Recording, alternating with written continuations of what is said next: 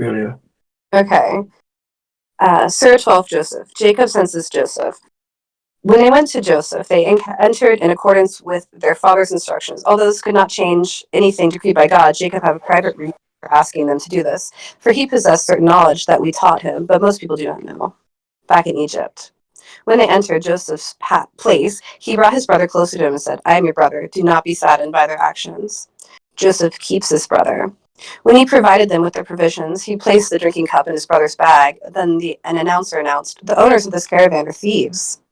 They said, as they came towards him, What did you lose? They said, We lost the king's cup. Anyone who returns it will receive an extra camel-load. I personally guarantee this. They said, By God, you know full well that we did not come here to commit evil, nor are we thieves. They said, What is the punishment for the thief if you're liars? They said, The punishment, if it is found in his bag, is the thief belongs to you. We thus punish the guilty. He then started inspecting their containers before getting to his brother's container, and he extracted it out of his brother's container. We thus perfected the scheme for Joseph. He could not have kept his brother if he applied the king's law, but that was the will of God. We exalt whomever he choose we exalt whomever we choose to higher ranks. Above every knowledgeable one, there is one who is even more knowledgeable.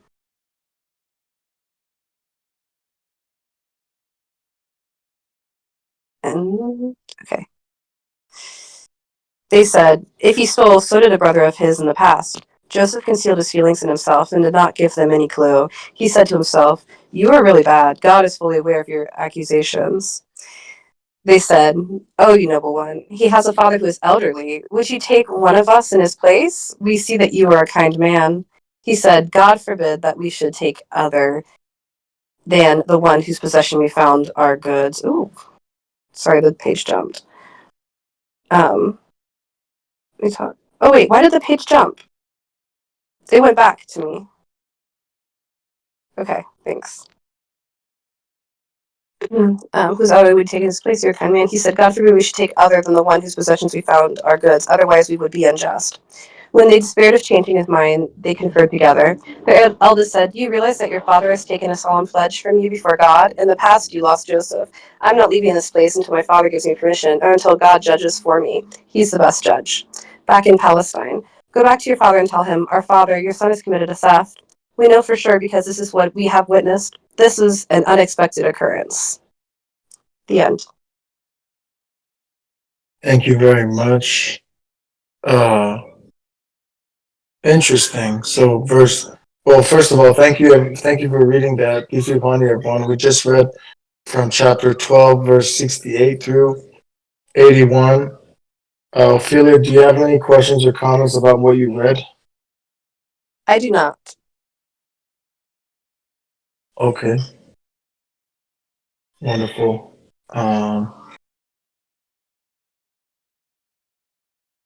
Anyone have any questions or comments about the verses that were read so far? Hello, peace be upon you. Peace be upon you, brother. Would you like to say something? Yeah, I think I have an idea. Something actually came to mind while she was reading, but I might have to take us forward a little bit. So let's continue, unless if you don't mind, because I recall reading it some time ago. If you don't mind me like taking us forward a little bit, like progressing the story. I can't hear you very well. Go ahead, brother. I said if you don't mind me progressing the story a little bit, because what I have in mind has not the verses have not yet reached that part. Yeah, if we can hold off, brother, if we can hold off if it's related to other verses. Right now, if anyone has any questions or comments about the verses that were read, 12, verse 68 to 81. All right. So what comes to mind right now is the fact that the God is the best schemer.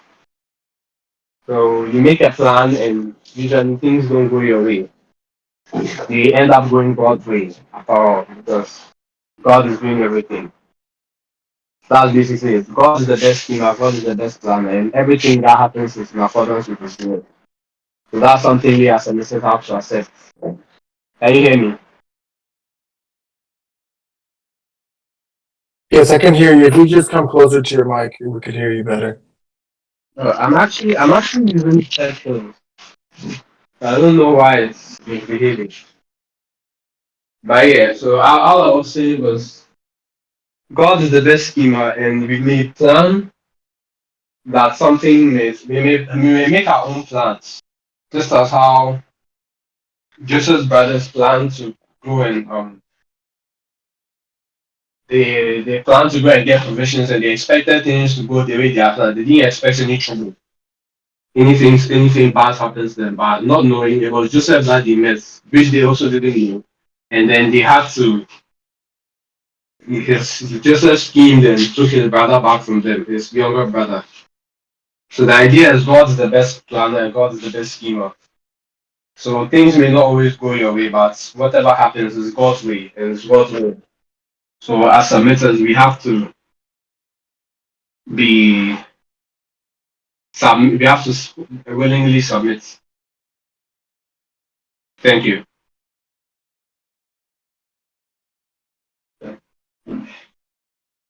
Hello. 1 second.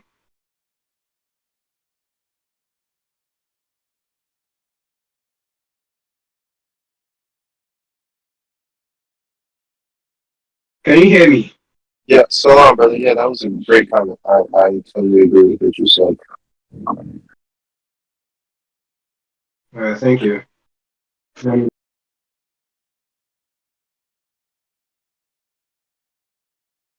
Okay, peace be upon everybody. Is there anybody on the line waiting to talk? Or No, did you want to say something? Go ahead. Peace be upon you. all right, yeah. I think interesting when I was reading verse 68.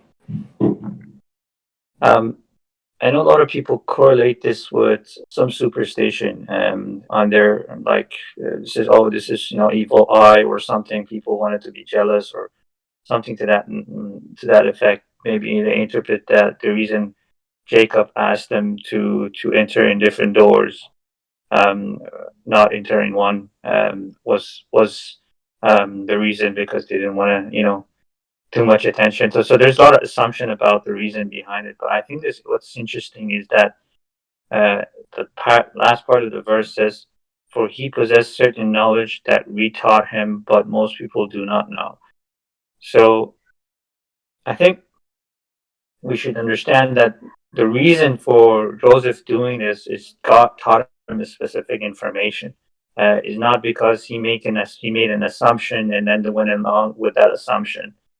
So I think I don't personally see a lot of correlation between superstition and this one.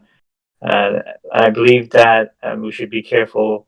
Sometimes we make assumptions, but nothing. We don't have any information, and then based on information, we think we have to take certain actions. And it's important to say he could not change anything that God decreed was decreed by God. And the only reason he did ask them to enter in separate doors, if I'm not mistaken, in the verse 67, or I don't know which verse was it. It was that because he was given certain information from God directly, that he was inspired by God for that information. He was taught that knowledge, and he was basically applying the knowledge that God has given him. So, and I know some people, and I've heard this in some studies, as people say, oh, this why like we believe that people can have evil eyes or can have bad thoughts about you and that will affect you, and that's why they go on and do other things that God does not decree, and this is I don't see a correlation between that and this. I think this is specifically what God taught Jacob. Thank you. Peace. God bless you. Definitely, I don't know where people are getting this evil eye thing from. Maybe like superstitions that they already have, and then applying it to the verses. But when you look at it, right, when they're supposed to enter from different rooms or different entrances, I mean, logically, it makes sense that this is part of like God's scheme, right? Because the first person Joseph sees is his full blood brother, not his half brothers, right? He sees his full brother, and he sees them, and he's able to pull him to the side quickly and tell him like, "Hey, do not be like saddened by the utterances, like because he's hatching a scheme here, Joseph, right? He's like, I'm gonna hide the cup in the thing, and they're probably gonna say a bunch of stuff, and don't get upset by it, like just go along with it, like kind of a thing, and then his other brothers enter eventually, and then henceforth the scheme of the king's cup, and they find the king's cup, and then they throw his brother under the bus, even though he didn't do it. It just kind of exposed their own wickedness and how they haven't changed and things like this, and like with regards to Joseph. So I see that as part of like God's scheming. Joseph couldn't have planned. Like, how is he going to be able to tell his brothers enter in separately, and for his younger brother to come in and see him first? Like he couldn't. He couldn't plan it that way. Given the position that he was in, it took God to inspire like Jacob to tell his sons this and whatnot. So this was God doing everything. This is how I see it.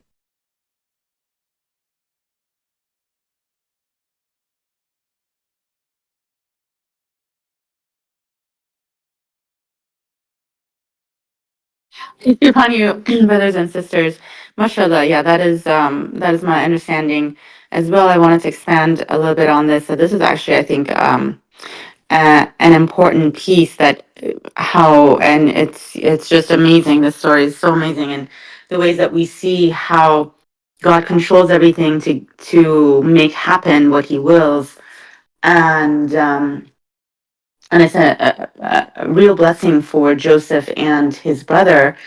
And it's really important that this happen. Otherwise, the little brother may have objected, like, no, what, I didn't do this, and gone against the scheme, not knowing that this is his brother who wants to keep him here. So it's actually a key piece in my perspective for all of this to work out, and it's also a blessing for both of them, for both Joseph, that he's going to be assured that, okay, my brother's not going to freak out when this happens, and the little brother, hopefully with this happening, is not traumatized by the things that ensue, being accused of stealing a cup. And it's also, I think, a big lesson for us that sometimes things may look bad, what's happening may look bad, and we may want to object and complain, but sometimes there's and we know things happen, things could be a blessing in disguise. Things may be happening that are to our advantage, but it may not seem that way.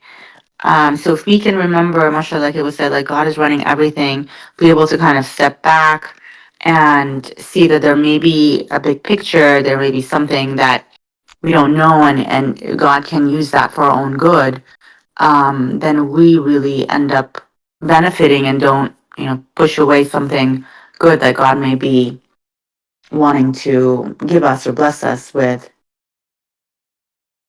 Mm-hmm. If I wanted to just say a couple more crazy things, like how God is like making all the decisions. So uh, Jacob simply told his children, just enter from separate entrances, right? He didn't tell them which entrance to enter from. And for whatever reason, his brother, right, Joseph's brother, chose an entrance that would have him come into the room either first or in a way that's closer to Joseph, so he could basically align the message. You know what I mean? Like basically give him the heads up with all the other brothers being any of the wiser. So even the entrance that Joseph's younger brother kind of went through, like why God had him go through that specific one. You know what I mean? Out of all of them, so God's like to that degree that God is controlling everything. Another thing that I found like really wise about Joseph, right, is that like so the last time he saw his brothers, he was a young boy. His brothers were more numerous and probably older than him too, and so he was at a disadvantage, right? And they threw him into the well and this and that. You saw how they treated him very badly. And then the first time he sees them, like you and I, maybe we would be like, oh, I know you guys. Hey, it's me. It's Joseph. I'm your brother. Remember me? Etc. Etc. But he didn't. He just kind of kept his cool. and whatnot. And a little bit of like wisdom I see about that, like because if he had let them know from the beginning, hey, it's me, it's Joseph, they may have obviously seen the difference in terms of status and wealth and power between them, and been fake nice and fake friendly and all this kind of, and you would have never known if they ever changed. You know, you would see them acting all nice and respectful and whatnot, but he wouldn't know if they actually changed. But by kind of keeping quiet and just seeing how they behave without knowing who he is, he gets to see if they've actually changed or not. You know, so I thought that was very wise of Joseph. You know, to not reveal who he was from the beginning, and instead to sit back, watch, and observe his brothers. Thank you very much. For everybody that joined, peace and God bless you. We're in chapter 12, verse 68 through 81. Go ahead, somebody trying to speak? Yeah, regarding ayat 68, I actually see a very simple explanation of this.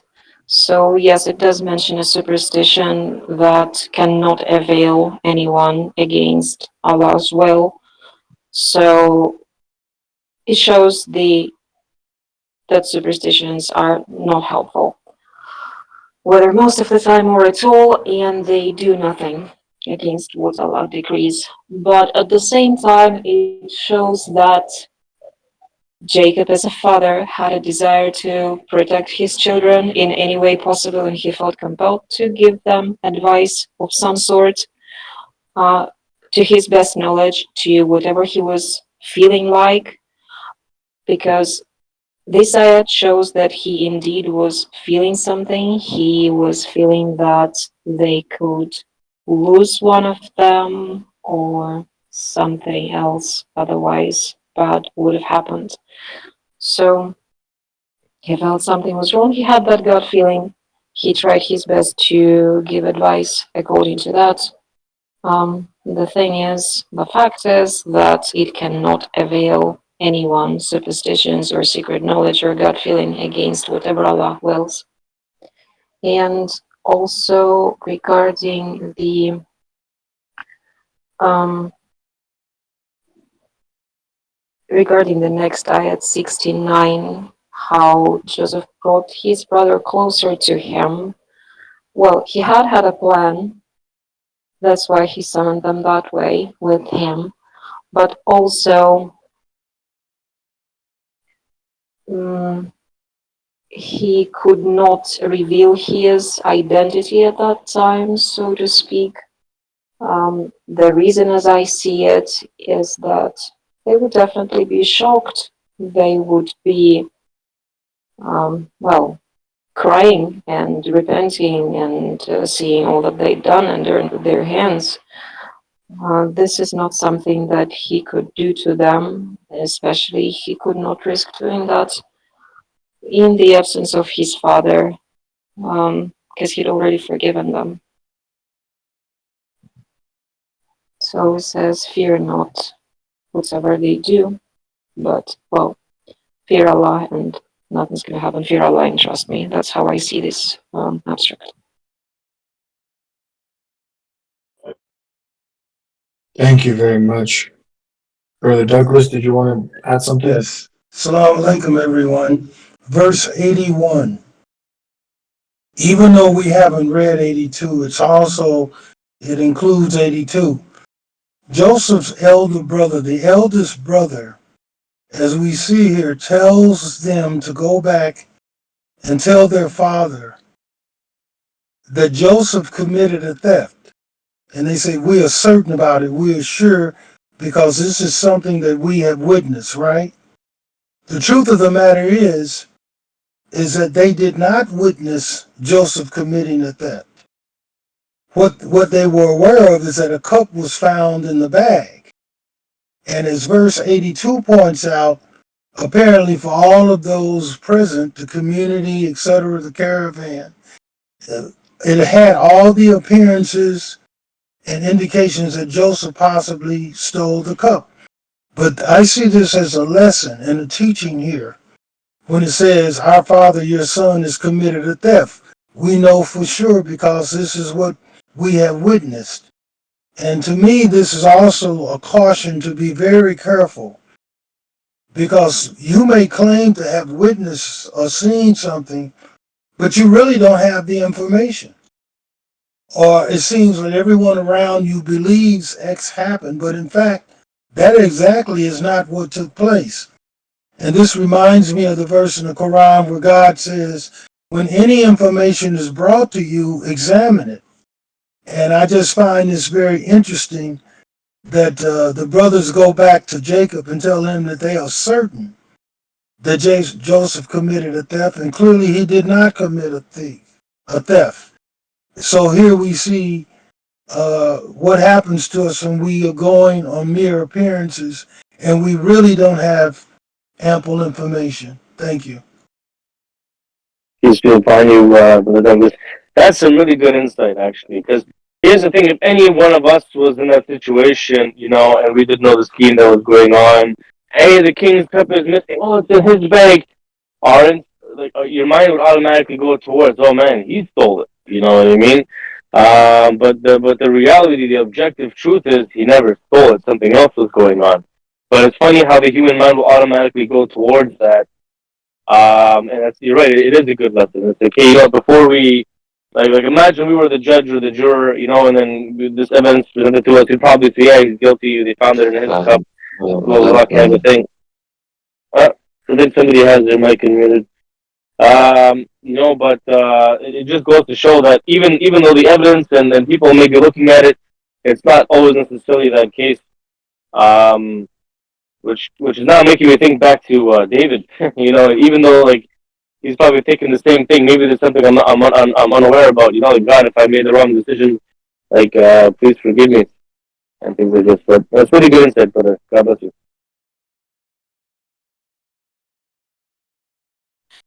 Yeah, mashallah. It's a great point. Thank you, Brother Douglas, and thanks for everyone. Thanks to everyone for their input. I wanted to add a little for that too, just that I think it's very easy to just jump to conclusions, and we see something or hear something, and then we jump to a conclusion that may not be correct, and just realizing that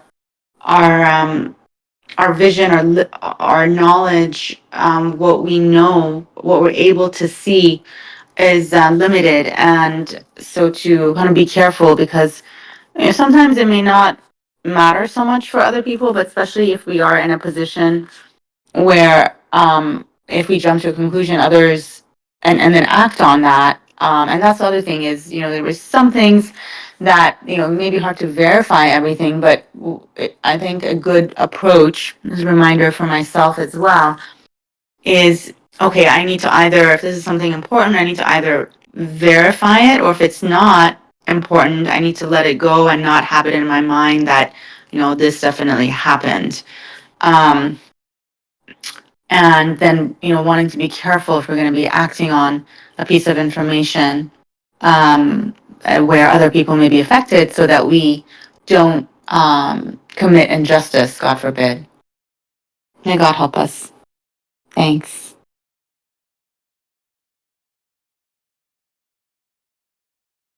Okay.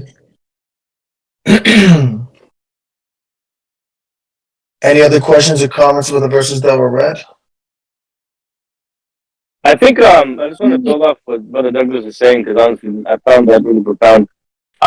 It's really good wisdom here too. Like one thing we kind of take away from the situation is like, okay, when something happens, is not to get too emotional about the situation and just kind of like, it seems like to actually pass proper judgment on something, you have to really slow down. I find, you know what I mean?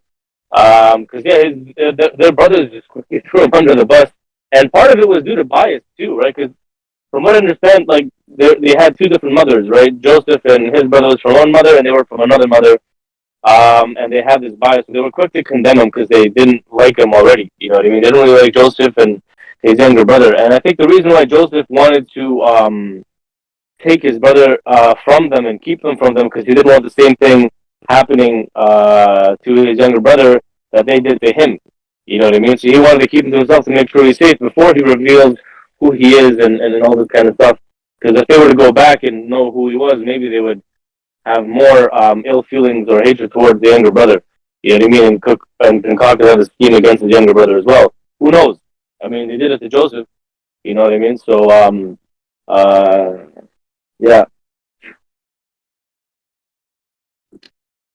Katya, were you gonna say something?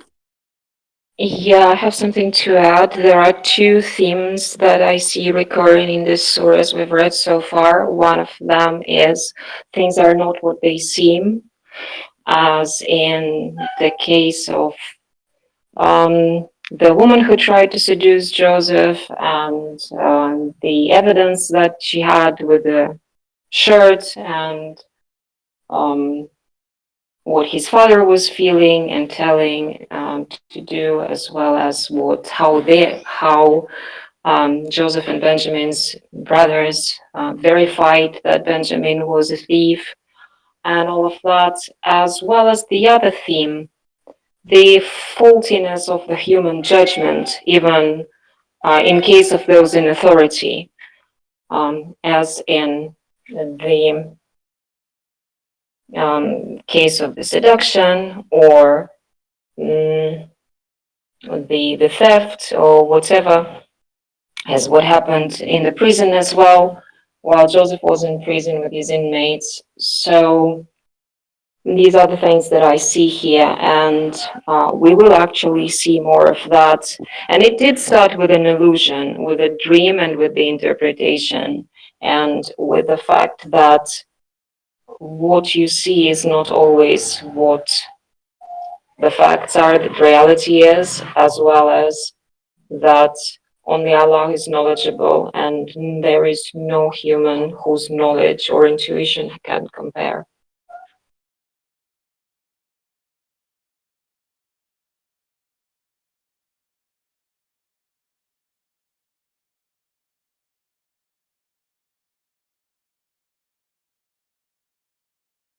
Okay. Is anybody else have any comments?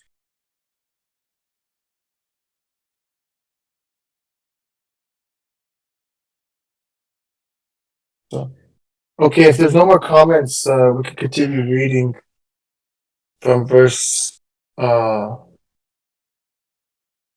wanted 82. to. I Go wanted ahead. to make another comment. Or actually, if we want to read, I can wait and do it after. Inshallah. I mean, if you have a comment, I don't know. Yeah, that's okay. I can wait. I can wait. We can read some more, and then yeah, that's good by me. Thanks.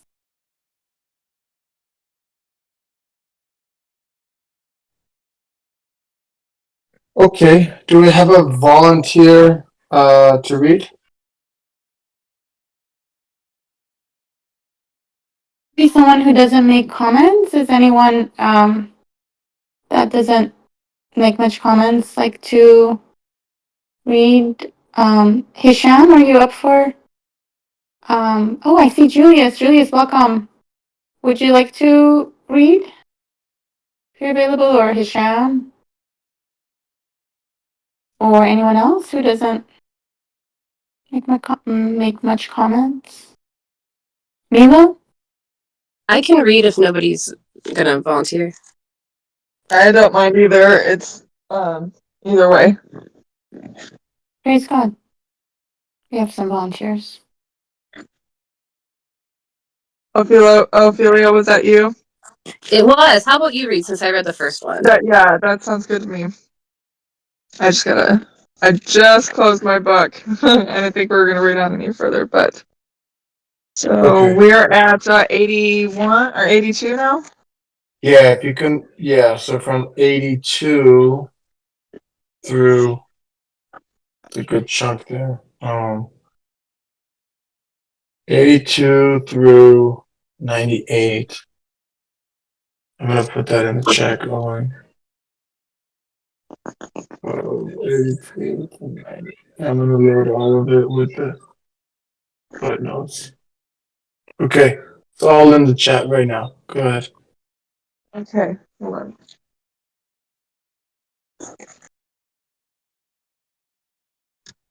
I seek refuge in God from Satan rejected.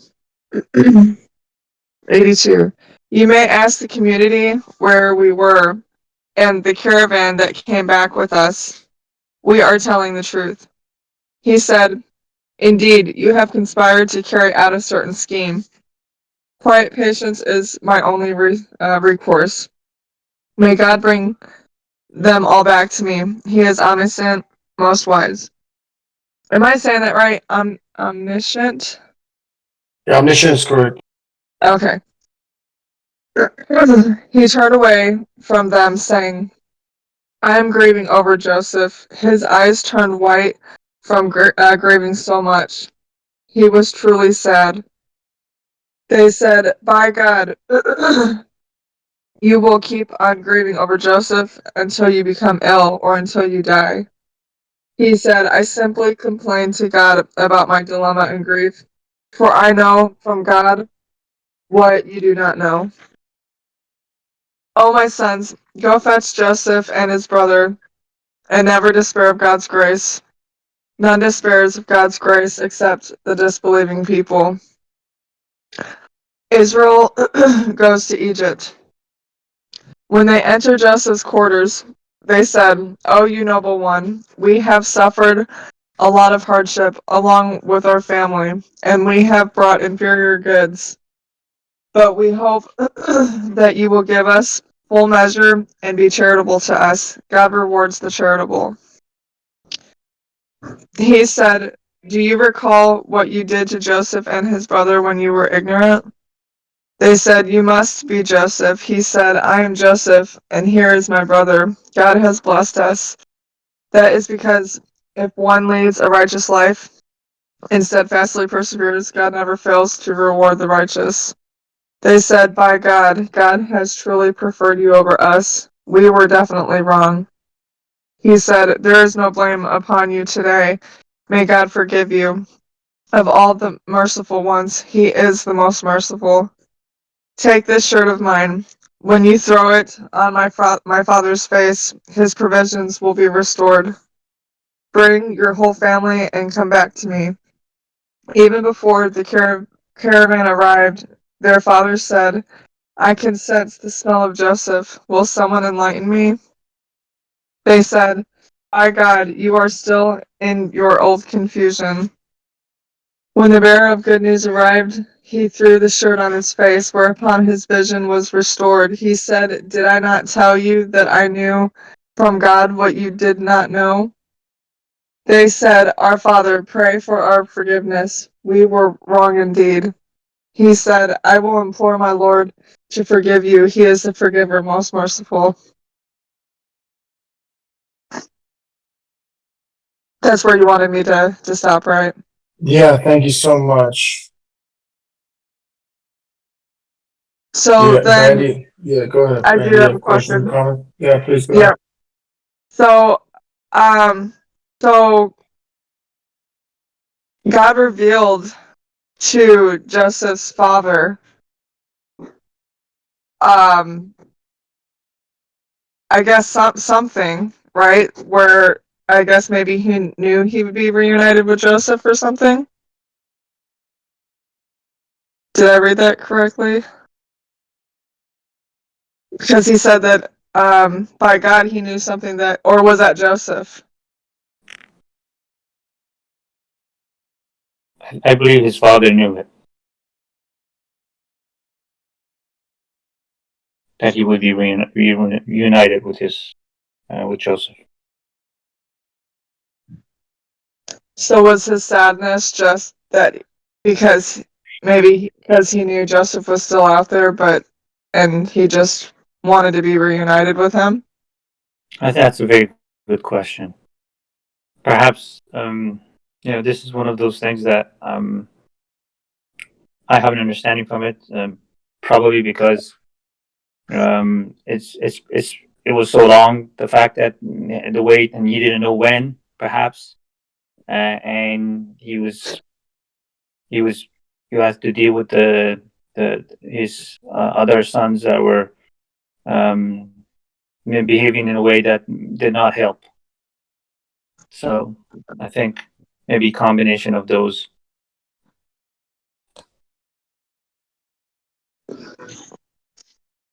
Hello? Yeah. Yeah, Are you go hearing ahead. me? Who's speaking? Yeah, so I'm guessing the question is like why I'm trying to understand the question. Is why was his father in sorrowful and what kind of knowledge did God reveal for his father? Is that accurate?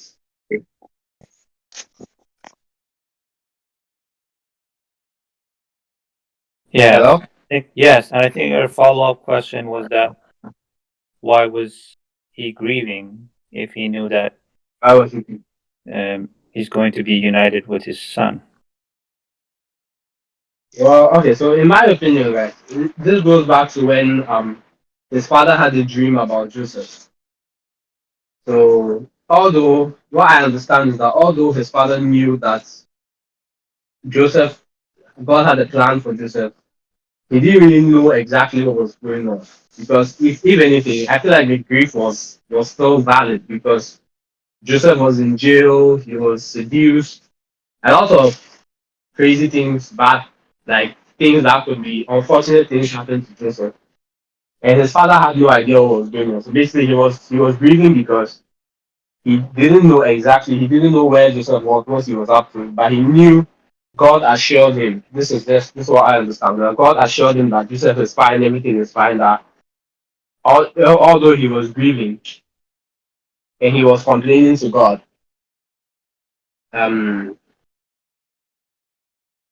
like although he was grieving, right, he was still complaining to God. As he said in the verse that he complains to God about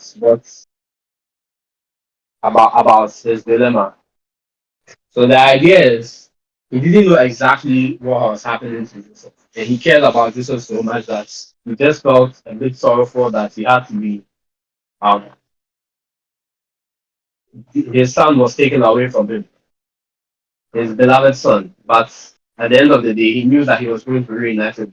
So although he was grieving, he was still certain that God's promise is the truth. But then again, now that I think about it, it could also be because his father went blind for some time. So this just crossed my mind. It could also be that he was kind of objecting, and that was his punishment for objecting, the blindness. This is a bit far fetched, but bear with me. So maybe the grieving was actually not something that he did out of uncertainty. He wasn't sure what was happening to Joseph, but God still assured him that Joseph would be fine. And yeah, yeah, basically that's what I have. Can I think anyone add anything to what I said? Or does yeah. anyone have any qualms with my statement? What I can add to that is perhaps he didn't know why, and that probably bothered him that he had to go through this separation and it had to be this long. He knew at the end, given the dream, and our brother explained that it will be the light at the end of the tunnel. He just didn't. Perhaps that's my speculation. He can't be too sure, but the dilemma I understand is that why didn't he have to go through this? And I think perhaps once he's reunited, he has a better understanding of it. But at that time, he was objecting to the fact that he still had to lose his son. He still had to deal with his brothers behaving as such. He still had to wait so long. And so I think the the adversity part, perhaps he didn't quite understand why he had to go through that adversity. And grieving was part of that. That dilemma was perhaps related to that, him had to experience the adversity. Sometimes we do it as well, like we go through adversity and we question, why is this happening? Why is this happening? And perhaps that's the element of weakness, that sometimes we don't know things and we just have to trust not knowing. And the whys, we can have a general idea, but sometimes we don't know the specifics. But this is the scenario that perhaps Jacob was going through. One thing I wanted to add before I'll leave it to others for comment is that in verse 97 and 98, a lot of people from Sunni background and even Shia refer to these verses and says, you know what, that's why we um, we we use Muhammad as our intercession, because you know what, um, Jacob prayed for his forgiveness of his children, and so we ask similarly Muhammad or this imam or that imam to ask forgiveness for us from God, so they are in a better position. The clear distinction that we can respond to that is, first of all, this is the during life of the prophet or the messenger, that we have that example in the Quran, not after. And the more important, because after someone dies, we know that they are unaware of the information or the things that are happening here in this world. So there's a clear distinction between someone's, and he's alive, and you say, oh, can you ask for my forgiveness from God? And the second part is that person is willingly remorseful for their actions. We have the example in Quran that there are people around the Prophet Muhammad that, if God says, if they ask for forgiveness, if you ask for their forgiveness 70 times or whatever number, they will not be forgiven. So they're willing to repent themselves, and also remorseful is the precondition as well. And so the distinction is clear, is that once someone passes, there no longer information is available for them, and not going to be hearing our voice to basically ask for forgiveness. That was one I wanted to add. Sometimes some of the Sunnis make the parallel between this verse and the intercession I, they do. I I mean, had a it's not only the question. Go ahead. you know, they came up with all these nonsensical ideas as a result of it, of anyone, no one being able to hear what's happening on Earth after they die. They came up with all these ideas that Muhammad is not dead. He is somehow alive in another dimension in heaven or whatsoever, and Shias have their Imam in hiding, and Christians have, well, Jesus has risen, and all these things. They just say that they're asking the intercession from those from the undead who never died or are in another dimension or somehow we cannot see them. But isn't that tantamount to asking that from jinns and angels? I don't know, but it's not only that they're not so ignorant as to claim they're asking intercession from the dead people. They say that they're undead, in fact. I had a question. If you guys are done with this topic, I had a question. Um, I don't have had a comment on this topic, but I oh, can go after you, brother. yeah, I just had a question about verse 88. What does it mean? The subtitle says Israel goes to Egypt. Is it calling all of the children of Israel as Israel, or is it talking about Jacob, whose name became Israel, and then his children are the children of Israel? Is it talking about Jacob going to Egypt? Yes, Yes, yeah, Jacob and his sons. So that's how the story of the seed of the Jewish seed or the seed of Jacob, who became known as Israel, started in Egypt. And Right. thereupon Moses led them Yeah, out I know from about all there. that. Yeah, I know about all that. I'm just saying, who is Israel? When it says Israel goes to Egypt, it's talking about Jacob. Then, correct? yeah, It's Jacob. just Jacob. I see. Isn't that he gained the name of Israel in some subsequent event later? Or that was his alternate name or something. I'm not Yeah, aware of what it is yeah. That's what I'm in. saying. It says alternate name. Yeah, Yeah. yeah, exactly. That's what I'm saying. His alternate name is Israel. Because So then, yeah, we go get ahead. the children of the Israel being his kids and descendants. Right, correct. Exactly. So when it says back in Palestine, so what? They're like in like the West Bank or something, and then they move to Egypt. Mhm. So basically, when it says back in Palestine, it's talking about like modern day, like Israel area, Palestinian territories, and then they move over to Egypt, basically. And then we know 300 years later, Moses and Aaron show up, correct? Yes. That's how I understand it too. Okay, thank you very much. Go ahead, Sister Party. Okay, praise God.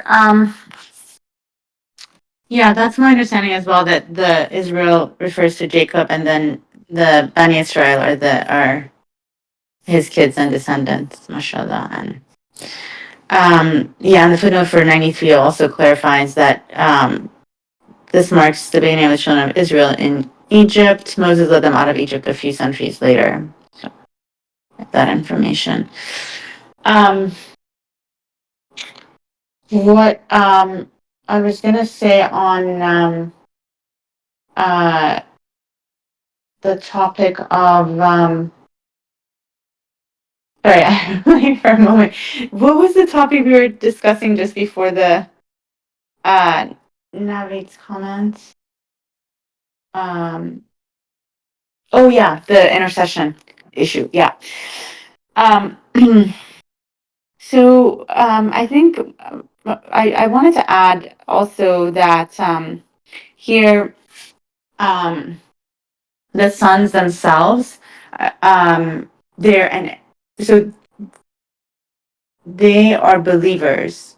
So we see how they're referring to God, they believe in God, um and they become the patriarchs. So they're believers, and God actually tells us in the Quran to pray for our forgiveness, and for our forgiveness for us and all believing men and women. So and then the other point is that Jacob says, "My Lord, I will implore my Lord." 98. He said, "I will implore my Lord to forgive you. He's the forgiver, most merciful." So it's not that Jacob is forgiving them on behalf of God. Like, he's not saying, "Yeah, you're forgiven for this. You can enter paradise." He's imploring God, and it's up to God. Just like, us imploring God for ourselves, or asking forgiveness for ourselves, or the sins of believing men and women.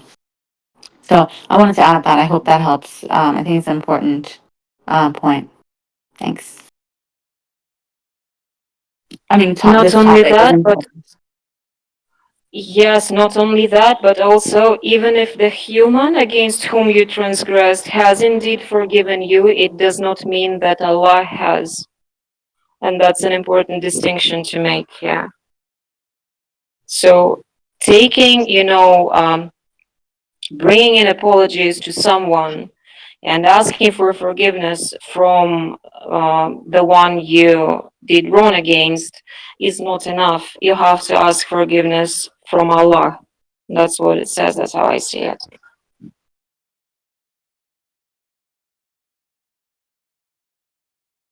Salam alaikum. One thing that is recurrent throughout this surah is patience.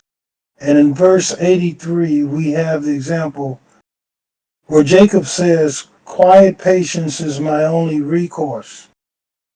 Now, actually, the other day, I was doing some research about the patience, and the dictionary says is the ability to continue doing something despite difficulties, being steadfast, steadfastly persevering, self-control.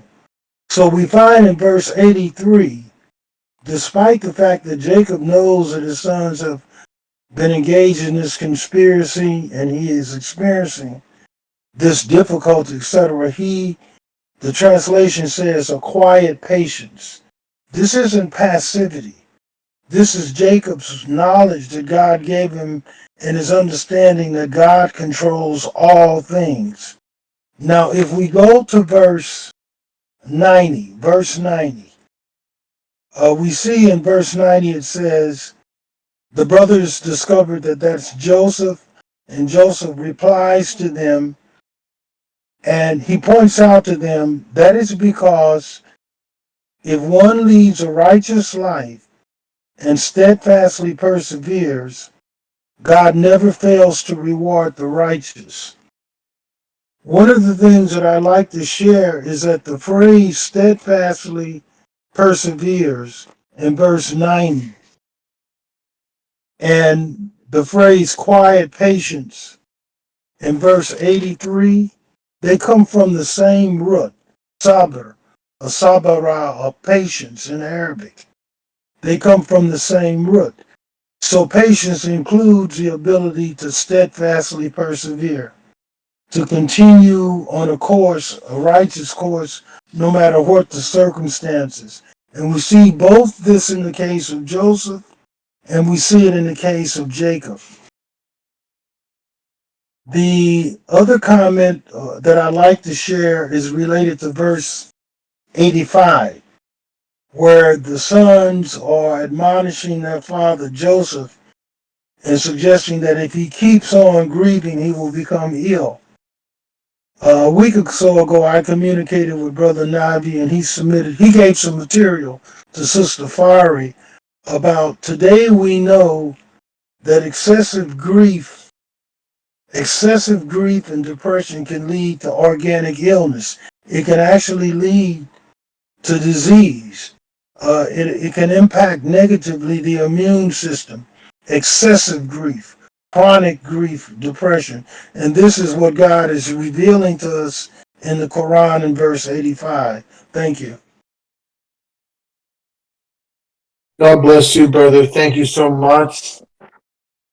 Um, this is fantastic. Insights. I think I want to build off of that and talk about how patience, perseverance, steadfastness is extremely important. We cannot emphasize this enough. Things don't go our way. And there was another verse in here that we read that was very powerful. What's the one that said the none? It says none. Sorry, I'm drawing a blank.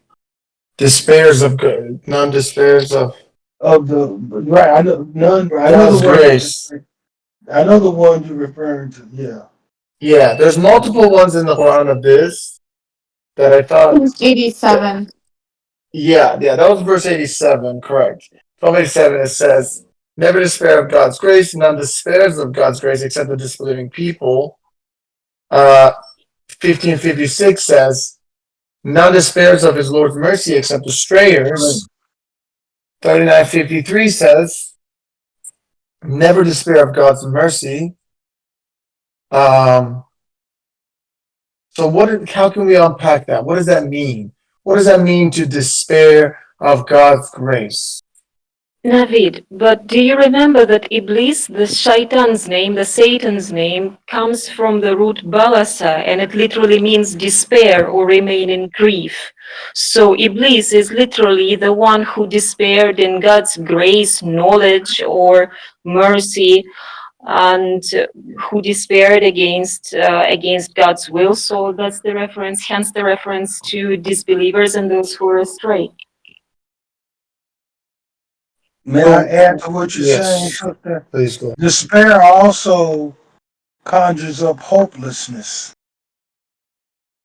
a sense of hopelessness, no relief, no solution, no good outcome. And those who despair of God's mercy are hopeless. They have no sense of relief, no sense of God's mercy, or what have you. So that's one of the distinctions, I believe, that is a difference between despair. These verses point out to us that obviously Joseph, any person is only human, and they're going to have human emotions. But these emotions are not necessarily inconsistent with their resolve and belief in God. Joseph, of course, exercised patience and was steadfastly he persevered just like Jacob. But that does not in any way nullify the fact that they had emotions, they had feelings. So we should not believe that it's an either or. This is not an either or proposition. A person can experience sadness and moderate degrees of grief or doubt, but that doesn't mean that they are not patient. It doesn't mean that they don't persevere under difficult circumstances. Thank you. The Please be part upon you. with the, I'm sorry, go ahead. Okay, thank you. I just want uh, I just want to talk about something before the hour ends. So first of all, I guess I need to say this because some people may not agree, which they should. Uh, so Jacob grieving is wrong. That's that's a believer criteria is believer doesn't grieve. Depression, being sad, these are objection to God. Okay, because submission is happiness. If you submit, you become happy. If you are happy, you are submitting to God. Okay, my topic is, did Jacob get healed of his blindness because he corrected himself? Or did Jacob became healed because of uh,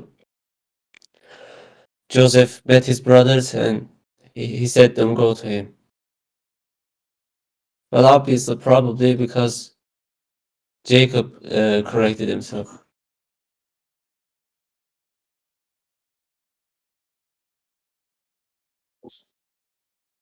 I would I beg to differ because God tells us uh, in the Quran itself, Joseph was grieving over the absence, the loss of his son. That's not a matter of conjecture or inference. He clearly was responding and reacting to the loss of Joseph and constantly beseech God for strength and guidance. So I agree with you to the extent that, a true believer and a submitter does not fall into deep depression, severe depression. I understand what you mean to that extent. But being a submitter does not uh, prevent one from experiencing natural human emotion. I think it's metaphoric here because see how Joseph gave his shirt to throw on his father's face. His father was grieving and he was blind as to the destiny of Joseph. And he had that, I believe he had the feeling that he was alive, but he could not see him anywhere.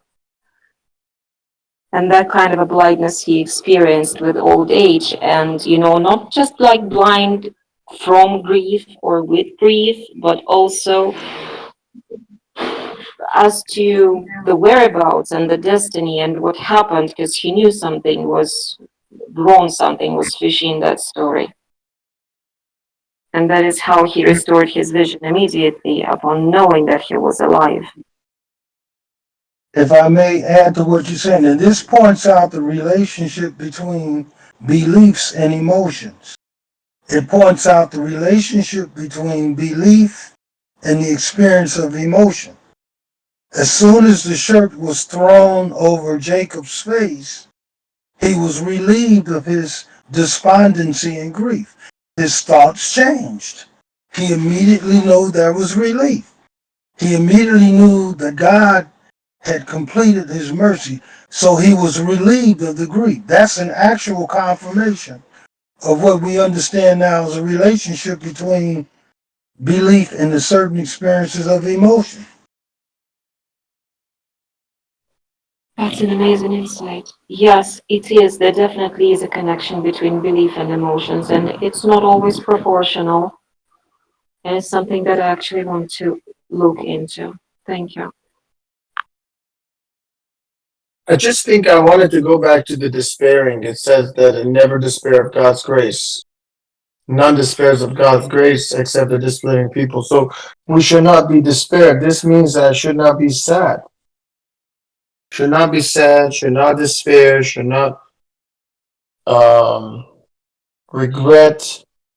These are negative feelings. I understand to some extent they're natural. I mean, anger is natural, but also God says the believers are the suppressors of anger. And suppression means that they control their anger. It doesn't mean that there's no anger. It means they contain and control their anger and substitute it with something else. It doesn't mean it's absent. Likewise, it doesn't mean that a person, there's the total absence of any grief or any feeling. It means they also rely on God and their grief. I think we have to be careful and see God's guidance. When we're reading about grief, we need to put this in the context of basic human emotions in terms of what we experience, and God gives us guidance in terms of relying on Him alone, believing in Him and His system whenever these feelings come over us.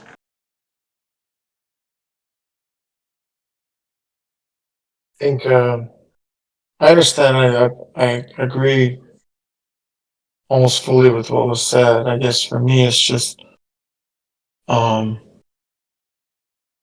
the grieving, the constant crying, the endless sadness. To me, that doesn't seem like the life of a submitter. All right. I think this is a challenge, and I'm not disagreeing either with you now. But I think this is a challenge for us. It's a challenge for me. And what I mean by that is I'm talking to more or less myself, but sharing with you all. Am I to assume that Jacob wasn't a believer because he experienced grief? Am I to assume that he didn't believe in God's mercy and control, and he did not? And my answer to myself is no. Of course, Joseph was a believer. Of course, he was a believer in God. But he obviously had these feelings and emotions to some degree. I think I think the idea is not that he was a disbeliever, but that maybe he erred in this regard. This was a mistake too. Maybe he realized error, and that's why he said, "Oh, my sons, go fetch Joseph," and never despair of God's grace because he just made this mistake, and from him falling from well, so like Rashad Khalifa talks about how, when we fall from God's kingdom, that we can become afflicted under Satan's kingdom. So, he suffered blindness because of his severe grieving. So I kind of feel like, he just kind of came to this realization that he fell too far into depression when in actuality God was doing Joseph a favor. He was building him up. Maybe the sadness of maybe the sadness emotion is similar to what Brother Douglas is saying, like anger. It's like, okay, you feel this emotion, and now how are you gonna deal with it? Are you just gonna linger on it and just sit there sad, in a helpless state? Just Yes, that's dwelling what I on was it? trying to say. Not Right. that, that's what I was trying to say. Thank you. Alhamdulillah. Yeah. God bless you.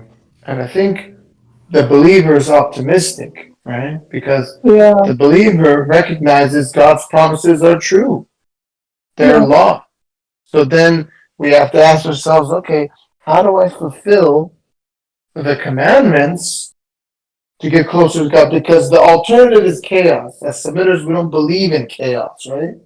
We say, no, God controlling, designing, making everything operate the way it does. So there is a way for us to interact with it. It's a simple agreement. God says, you fulfill your end of the deal, and I'll fulfill mine. But if we're going to say that it doesn't matter what we do, no matter what we do, we're going to be in the same situation, then that becomes problematic. So this should be further motivation for us to uphold God's laws. Wait, Peace be look, it's upon you. multifaceted. It's a bit more complex here. Don't worry, that sadness, it's not actually the absence of happiness or despair. Those are trials and tribulations that Allah sends down on believers, testing them, not more than your soul can bear, as well as the more He loves you and He tests you more. No, do not worry about those feelings of being challenged or being trialed. This is not just sadness or absence of happiness. There is, have you ever thought of why martyrs are called shuhada? What is that thing that they witness? What do they see? Do you see there is a connection between observance of the reality around you in meditation, including Hindu and Buddhist meditation and any spiritual practice, when you essentially become an observer to what is going on in you and around you? Is it not what they are witnessing? Is it not the actual reality of the dunya, of this temporary world with all its trials and tribulations that we're undergoing? The point is, we do not despair in God's grace, and even if we fail some challenges, some tests, we should not despair of mercy. And as long as we are alive, we can, even if we did something wrong or a grave sin, it's never too late to repent until your last breath. It can happen anytime, and there is a certain fear and time constraint associated with that. But until the last moment, as long as you breathe, you should not despair in God's grace and God's mercy. Whatever bad happened to you, or whatever bad happened, whatever bad you did yourself with your own hands. Peace be upon you. Navid, I think you want to address Clash Gamer, but before that, can we talk about the grief and despair? Yeah, please, if you can do that. Yeah, sure, thanks. Yeah, first on the grief, um, on the anger. Yes, anger happens and you suppress it. That's true, but I don't think that grief works the same or worry works the same. What about like Uh, sadness? You feel sadness and you suppress it or deal with it differently. that For example, if in I the feel theory, sad, I seek refuge in God. okay, that's right. But in theory, if you are a submitter, if you don't object, you experience no grief. And if you are a believer, you are a worshipper, you are you are leading a righteous life, you experience no worry. In practice, we are humans and we make mistakes and we sometimes have little objections in our hearts, and that cause little sadnesses. But if you submit completely and you believe that God is running everything, you have no sadness. So there's a verse for this 39:61. It says, "Those who often stand and rejected, and God will save those who have maintained righteousness. He will reward them. No harm will touch them, nor will they have any grief." Is that in this world or in the hereafter? I think it says the day of resurrection, right? Which verse was it, brother? I'm putting in the chat actually. Hold on, let me. Maybe I shot myself in the foot by putting this because it says 60. On the day of resurrection, you will see the faces of those who lied about God covered with misery. Is hell not the right retribution for the arrogant ones? And God will save those who have maintained righteousness. He will reward them. No harm will touch them, nor will they have any grief. So, Brother Omer, is it fair to say that this is during the day of resurrection? Is there any verse that says that believers will never experience any grief on earth? We have Surah 10. Yeah, 1062 to 64. I already put that in the chat. So Yeah, that's just a happy life, but you could have a happy life but have moments of sadness or grief, right? yeah, but the verse says no grief. Okay, I think then you have a point if that's true, because it I says also have. Go yeah. ahead. I also I have. put the verse. I put the verse 13 minutes ago. Go ahead. You want to say something? I also have some audios from Rashad. I can share them. You can listen to them after the study. That kind of adds to this argument. So that's the verse I put in the chat. If you look 13 minutes ago, 14 minutes ago, I put it there.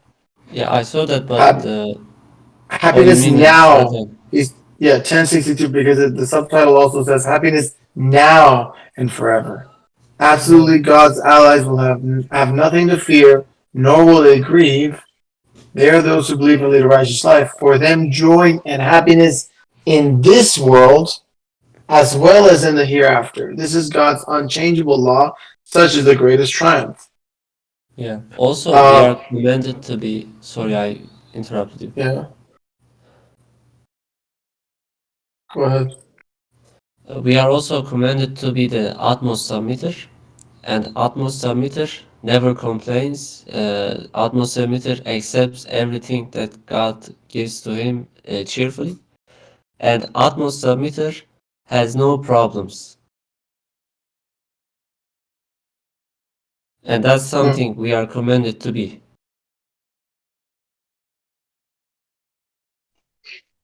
And we have to believe it without a doubt for it to happen. Requires sincerity, total submission to God. It's of course I don't personally think it's gonna happen overnight. This is a process as we completely work hard to submit to the will of God. We have to believe it and God's promises through perfect health and happiness. It starts here, mashallah. Well, I just give it a different angle. Assalamu alaikum, everyone. I'm just thinking that, the quiet patience part where he knows they're guilty, but he's not saying anything. Perhaps that's the part that's bothering. Nothing objecting to God, but the fact that he knows, there's a bunch of guilty people in front of him, but he can't say anything. It's a quiet patience. I wanted to add to this discussion as well. May God guide us to correct understandings. So 2172. Actually, before I do that, I wanted to ask Sister Kato. That was interesting. I think you said that Iblis means like a despair. Is that correct? Can you elaborate a little bit on that? Like where that's from? Yeah, I sent a link. There is a Reddit thread which breaks that down. And you can also find it online. The meaning of Iblis is to despair about us, and not to despair, to grieve um, repeatedly, to remain in grief, not to lose hope, to despair in the sense of to remain in despair, so to speak. Interesting. And Thank you I for. Sorry, please go ahead. I didn't mean to cut you off. But look, no, I did close the mic, but there is also another word used in, and maybe you heard somewhere about dua qunut, or you heard maybe, look, there is a verse 39:53 that uses another word for do not despair, do not become. It's not like remain despair, but remain in despair, but become despairing or disheartened. There is another word from the root kanata, despair, despond, be without hope, or lose all courage. And that is the word for do not despair. Do not lose the hope. Do not lose it. Do not even start it. Don't become disheartened. And Iblis is more of do not remain in despair. That's the difference. I think that's the missing point that we're looking for. As for being in despair, do not get despaired, do not become disheartened, but balasa is ultimately remaining in grief and remaining in the same state of despair, ultimately. Thank you. And so I'm usually away from the chat, but you said that there's another verse, was it in 39, where it's a different word that it's kind of like don't even go there, like try not to even like don't become or don't Yeah, sounds like don't go there. yes, do not And what never is that despair of word? God's mercy. That is Oh, that's the 39. kanata. Yes, 39:53. O my servants who exceed the limits, never who exceed the limits, who transgress upon against themselves, who transgress against themselves. Do not despair. Do not become disheartened. Do not lose hope. Min rahmatullahi, of Allah's mercy. For indeed, God forgives all sins. He is the forgiver, most merciful. Do not lose hope. But there is a difference between losing hope and remaining in that feeling of grief or disheartenment or despair. There is a difference. Even if you lose hope, I mean, it's never too late to regain it and to repent and ask for forgiveness.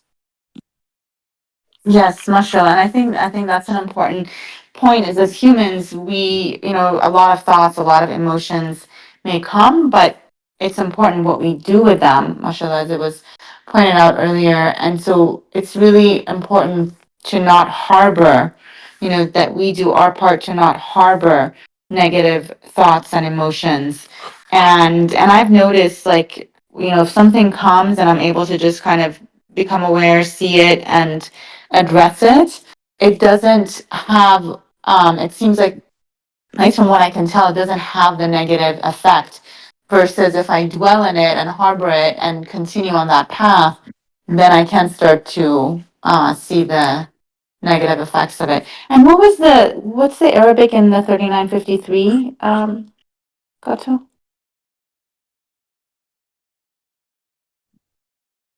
Look, I found a traditional viewpoint on Wikipedia, despondence as a sin in Islam.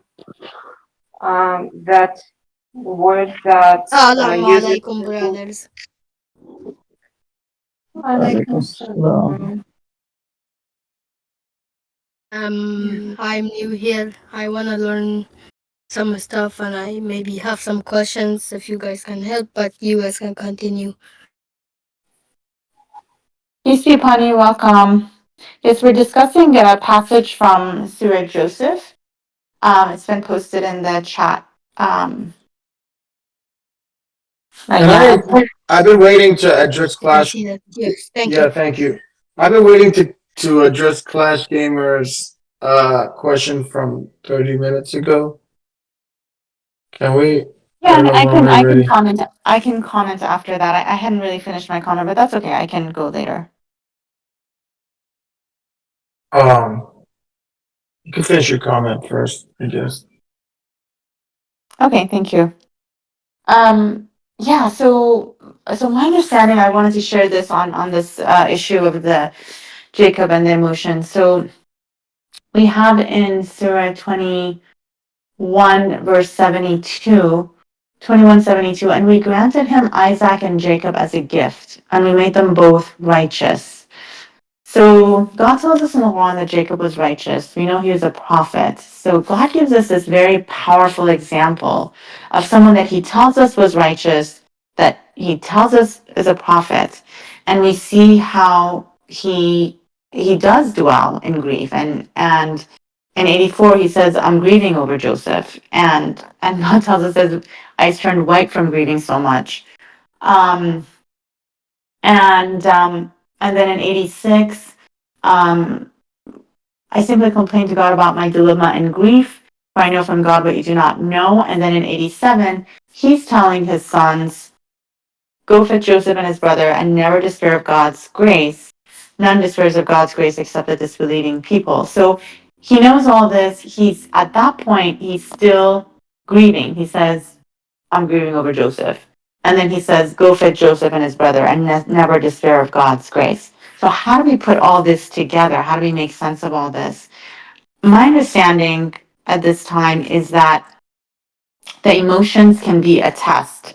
So yes, my understanding is we don't want to dwell in negative thoughts or emotions. That's not wise. God tells us about that. However, there's times where we may have those emotions, and despite our efforts, like the emotions can be a test themselves. We may have the emotions. It's good to implore God, to talk to God, do our part to not dwell in them. But sometimes that's also part of our test, and we need to just be patient, steadfastly persevere until God provides that relief and that exit. So regarding the 10, so there were a couple of verses that were discussed. One of them, it is about day of resurrection, was my understanding. I think that was in 39. And then the other one in 10 is, I think this is in general, like it's kind of a general thing that, yeah, when we are submitting and trusting and trying to be appreciative, that will move us towards that state of balance and happiness. Um, uh, at the same time, it doesn't mean that we can't have emotions or we can't have these things that can be tests for us as well. Is my understanding. Thanks.